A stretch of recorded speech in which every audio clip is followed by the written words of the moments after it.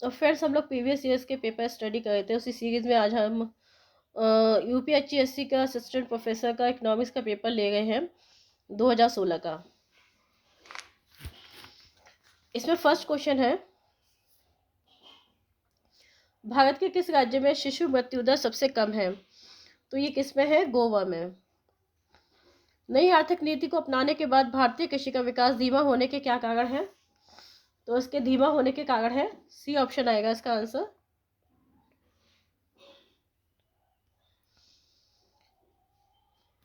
First, second and third ठीक है। फसल की उपज में निम्न वृद्धि, निम्न सार्वजनिक निवेश, स्थिर हरित क्रांति प्रौद्योगिकी। नेक्स्ट है, नई व्यापार नीति 2015-20 में एक नई योजना प्रारंभ की गई जिसे क्या कहा जाता है? जिसे कहा जाता है मर्केंडाइज एक्सपोर्ट फ्रॉम इंडिया योजना। नेक्स्ट है, निम्न में से कौन सा भारत निर्माण का तत्व नहीं है? तो ये कौन सा आंसर है इसका? सी है, एग्रीकल्चर बेस्ड इंडस्ट्रीज।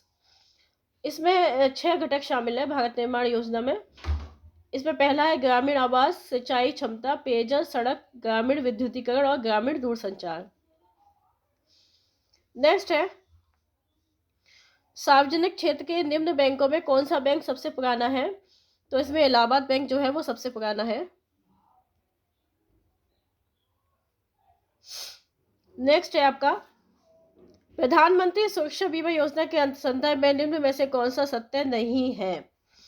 तो फ्रेंड्स, इसमें जो है सी है, ये सत्य नहीं है। यह 18 से 70 वर्ष तक की आयु वालों के लिए उपलब्ध है।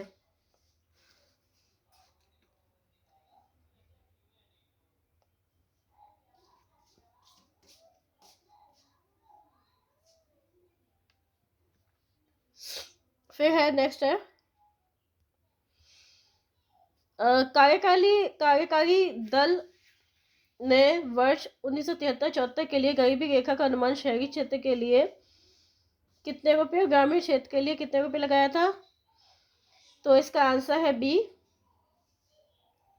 56.64 एंड 49.09। 2011 की जनगणना कि एक बिहार, 2 पश्चिम बंगाल और 3 दिल्ली राज्यों के जनसंख्या घनत्व विचार करें तो निम्नलिखित में से कौन सा क्रम सही है? तो इसका आंसर है बी, 3 > 1 > 2। यानी कि दिल्ली का कितना है? 11,320, बिहार का है 1106, पश्चिम बंगाल का है 1028, केरल का है 860, उत्तर प्रदेश का है 829। फिर है, वर्ष 2014-15 में भारत का व्यापार अतिरिक्त था यूएसए और यूएई के साथ।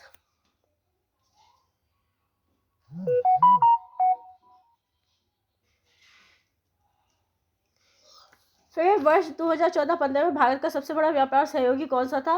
वो था चीन।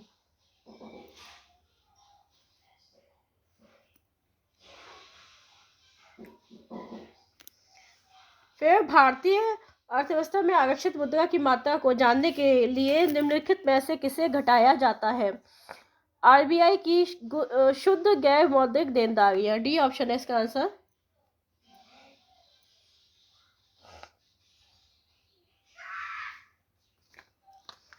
फिर कर को उत्प्लावक कहा जाता है यदि कर राजस्व हो। तो इसका आंसर है बी, उत्पादन में परिवर्तन के प्रति अधिक संवेदनशील।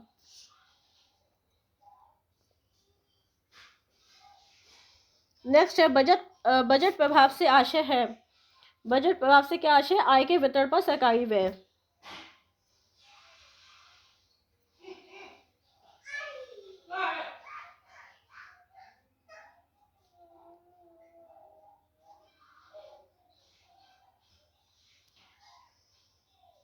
फिर है, नेक्स्ट है,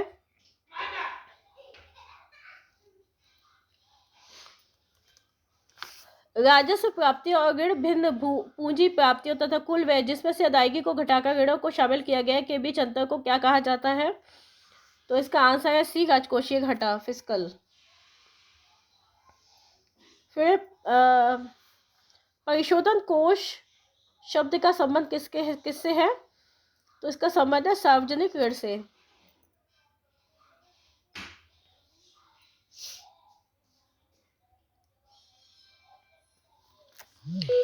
F.A. फायर ने के अनुसार किसी अर्थव्यवस्था में वैगनर का नियम काम कर रहा होता है यदि, तो इसका आंसर क्या है?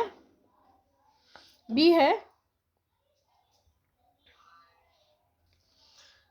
नेक्स्ट है, ऋण प्रतिदान की पद्धतियों में शामिल है उपयुक्त सभी,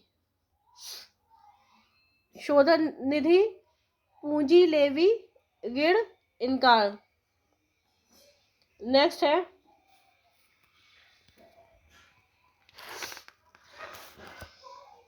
चौदह वित्त आयोग के अनुसार अंतर राज्य आवंटन के निर्धारण हेतु जनसंख्या का भाग है,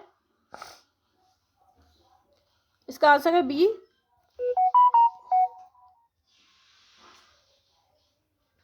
70.5%। नेक्स्ट है, केंद्रीय करों से आय का कितना प्रतिशत क्रमशः 13वें और 14वें वित्त आयोग की अनुशंसाओं में केंद्र द्वारा राज्य के मध्य बांटा गया था? तो ये 32:42।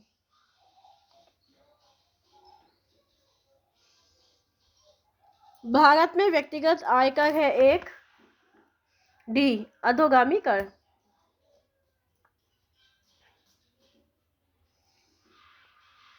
फिर है,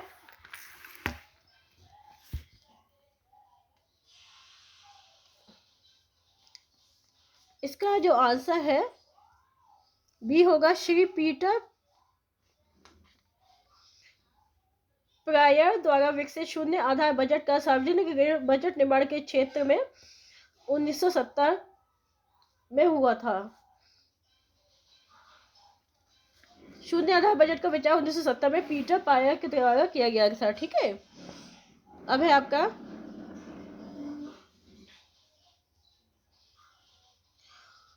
निम्नलिखित में से कौन सा परिमाण विचलन की गणना का सूत्र है? तो इसका क्या आंसर होगा?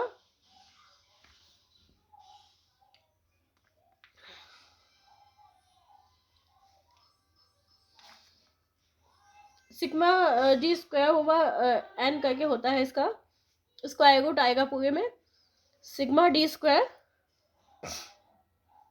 सिग्मा डी स्क्वायर,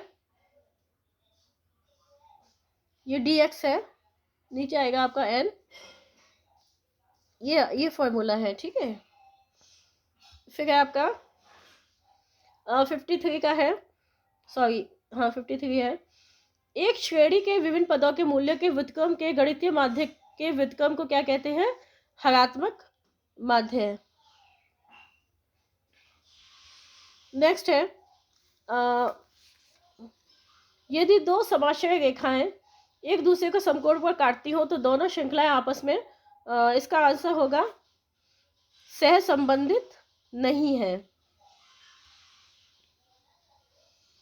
फिर है, एक झोले में से जिसमें 4 काली और 5 लाल गेंदें हैं, एक साथ 3 गेंदें निकाली जाती है, इस बात की कितनी संभावना है कि सभी गेंदें काली होंगी?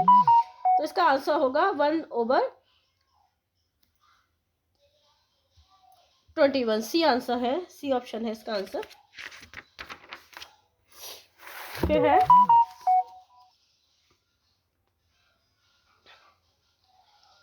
केंद्रीय प्रवृत्ति के निम्नलिखित मापों में से कौन सा सूचकांक तैयार करने के लिए सर्वोत्तम होगा? गुणोत्तर माध्य होगा इसका आंसर।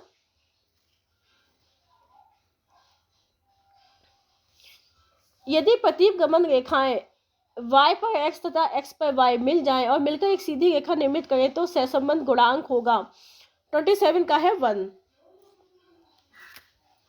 फिर है, काल श्रेणी की व्याख्या में किस तरह के उतार चढ़ावों को अल्पकालीन कहा जाता है? तो ये कहा जाता है आवर्त तथा चक्रीय।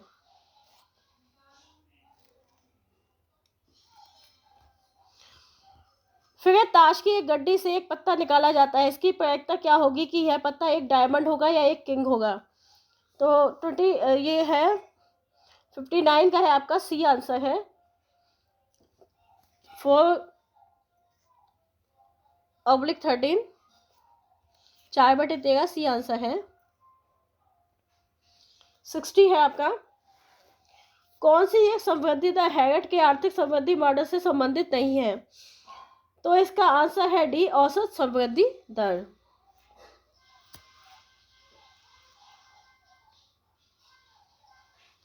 ये 61 है। गणनावाचक उपयोगिता विश्लेषण में संतुलन की शर्त को इस प्रकार अभिव्यक्त किया जा सकता है। इसका आंसर है सी। 62 है। गिफिन वस्तु का मांग वक्र होगा। कैसा होगा? दाईं ओर ऊपर उठता हुआ होगा। डी ऑप्शन है। नेक्स्ट है, प्राकट्य अधिमान सिद्धांत की निम्नलिखित में से कौन सी मान्यता नहीं है? तो इसका आंसर है बी, किसी दी हुई आय कीमत स्थिति में उपभोक्ता वस्तुओं के बहुत से संयोग चुन सकता है।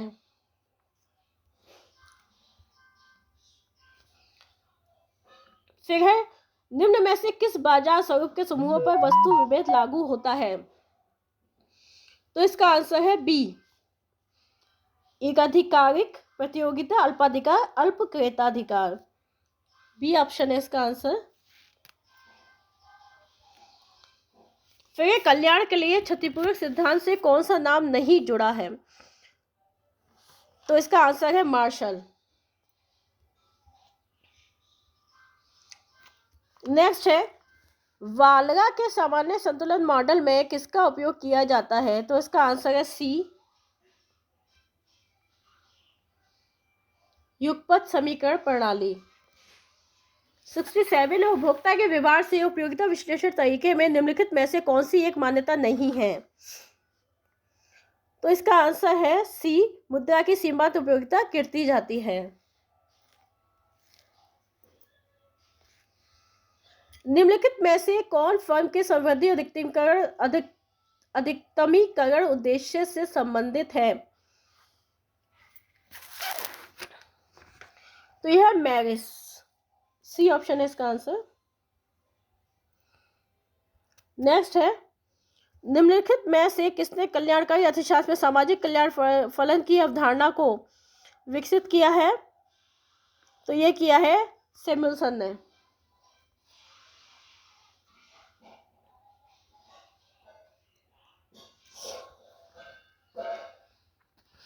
मुद्रा के स्टॉक में वृद्धि प्रत्यक्ष रूप से वस्तुओं पर व्यय होती है। निम्न में से कौन से सिद्धांत की मान्यता है? तो इसका आंसर है ए, मुद्रा के परिमाण सिद्धांत की।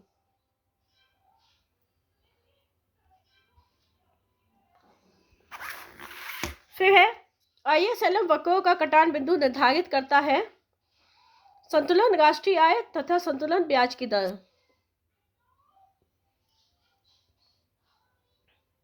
ये ऑप्शन है इसका आंसर। नेक्स्ट है,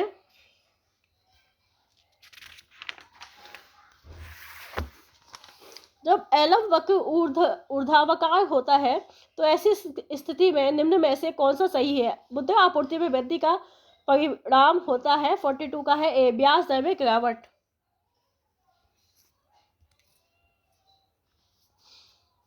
सापेक्ष आय परिकल्पना में उपभोग आधारित होता है। डी, ए और बी दोनों है इसका आंसर।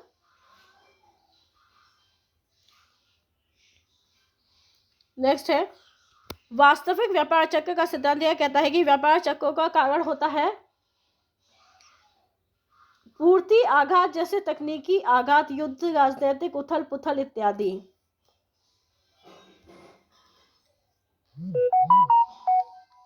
रोजगार के क्लासिकी सिद्धांत के संबंध में निम्न में से कौन सा कथन सत्य नहीं है?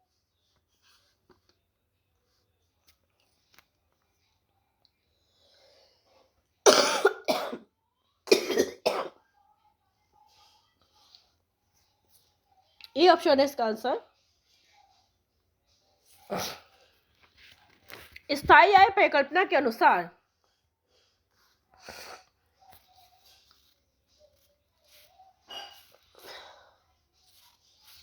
अल्पकालिक आय में होने वाली सभी वृद्धि बचा ली जाती है।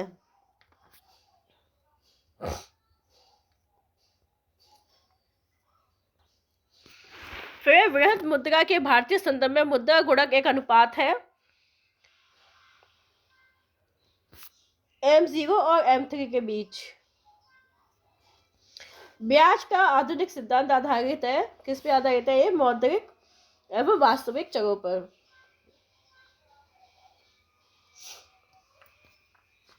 फिलिप्स वक्र के अनुसार बेरोजगारी की प्राकृतिक दर पर लौट आएगी जब, तो इसका आंसर है बी ऑप्शन, वास्तविक मजदूरी पुनः दीर्घकालीन संतुलन स्तर पर वापस आ जाएगी। ब्याज की बाजार दर में कमी बॉन्ड्स की कीमतों में वृद्धि करेगी। ए ऑप्शन है इसका आंसर।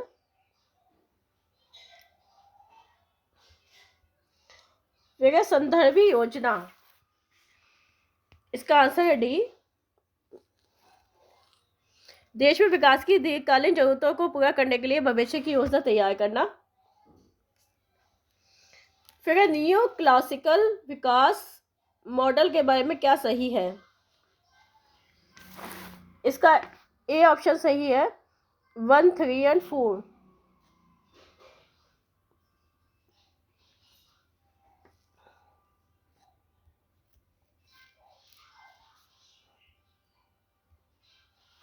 फिर है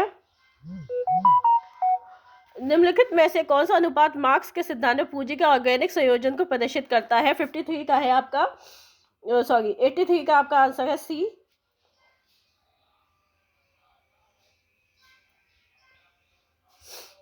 फिर आर्थिक नियोजन में छाया कीमतों का उपयोग कहाँ किया जाता है? 84 है, इसका आंसर है सी। अनवरत योजना की अवधारणा के प्रणेता है, 85 है आपका, गुनार मेडल। रोस्टोव के अनुसार निम्नलिखित में से कौन सा विकास का अंतिम चरण है? 86 है। तो ये है आपका ए आंसर है इसका।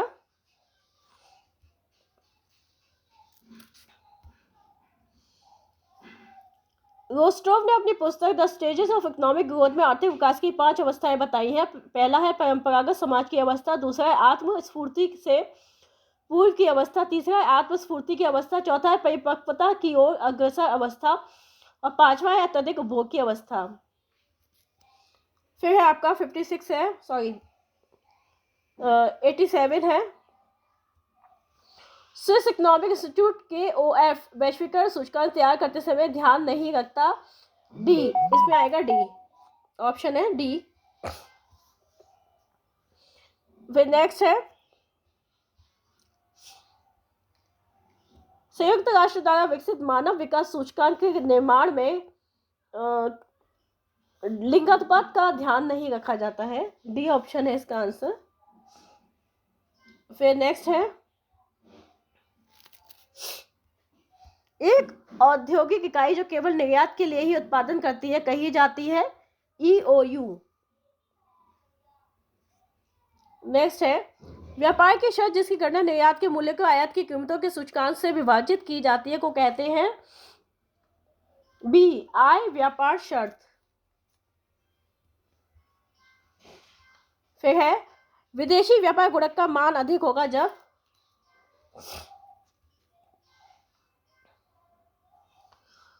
निर्यात में वृद्धि होती है।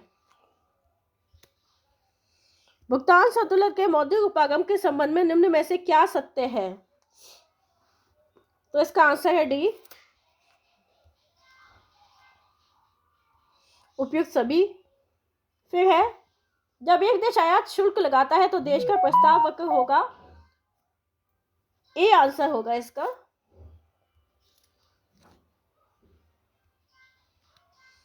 फिर है उरुग्वे शिखर सम्मेलन में निम्न में से कौन से मुद्दे पर विचार नहीं किया गया? तो इसका आंसर है बी, माइग्रेशन। नेक्स्ट है अंतर्राष्ट्रीय व्यापार के अवसर लागत सिद्धांत को किसने प्रतिपादित किया था? तो ये किया था हेबरलर ने। फिर चालू खाते में परिवर्तनीयता का अर्थ है विदेशी मुद्रा का स्वतंत्र क्रय विक्रय। ये डी ऑप्शन है, उपरोक्त सभी आंसर आएगा इसका।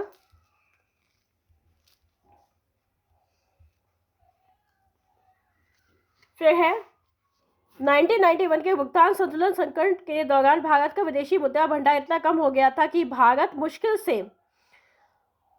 मुश्किल से इसका आंसर आएगा ए, 3 सप्ताह तक के आयात का भुगतान कर सकता था। फिर है हेरोल्ड व डोमर मॉडल में निम्नलिखित में से कौन सी एक मान्यता नहीं है? तो इसका आंसर है ए,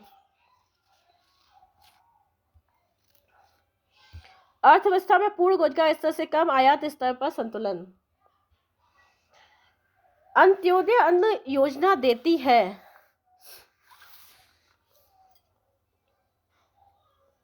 99 क्वेश्चन है ये। 35 बीपीएल परिवारों में गरीबतम। फिर ये 100 है, राष्ट्रीय कृषि नीति का लक्ष्य 2000 कृषि क्षेत्र में 4% से अधिक वार्षिक वृद्धि दर प्राप्त करना है वर्ष 2015 तक। आंटी डिब्बे पे खरीद के दे दो।